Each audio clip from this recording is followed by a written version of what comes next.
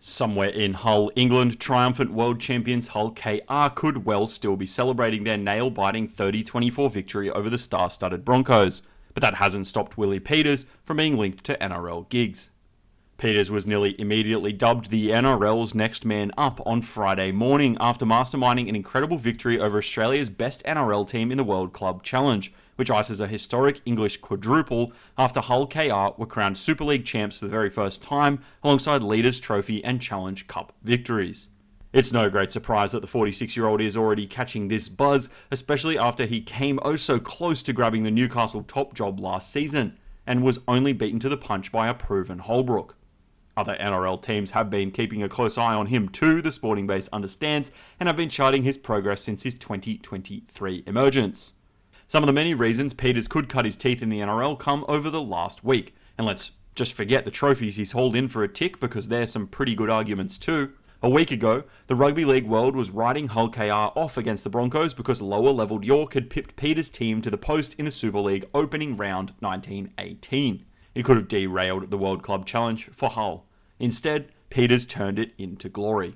He said, "We used last week as motivation for us because York, they didn't fear us. I'm sure they respected what we did last year, but they thought they could win, and they went out and did that. We spoke about that this week. We were underdogs. Not many people thought we could win. So we wanted to use what York did against us against Brisbane." He continued, "We were beaten fair and square last week. The disappointing part is when you lose, is that if you're not yourself for 80 minutes, and we weren't. Tonight, we still were. They're a very, very good team, and we knew they'd come back. I just wanted to see us again tonight, and I'm really happy that we produced that." Hull KR will now head to Allegiant Stadium to take on Leeds in next week's Rugby League in Las Vegas festival. The NRL's Cowboys, Knights, Bulldogs and Dragons will also be in attendance, and some of those club bosses may well be watching closely. The Dragons, Cowboys and Knights are all predicted to be around the bottom of the 2026 standings, with Shane Flanagan, Todd Payten and new coach Justin Holbrook among some of the shortest odds for the sack in the season.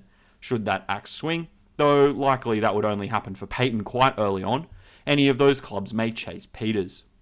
Right now, the Australian is signed to a 4-year contract that will keep him in Hull until at least the end of the 2028 Super League season, so any NRL team that does want to bring him home early would have to pay a decent release fee.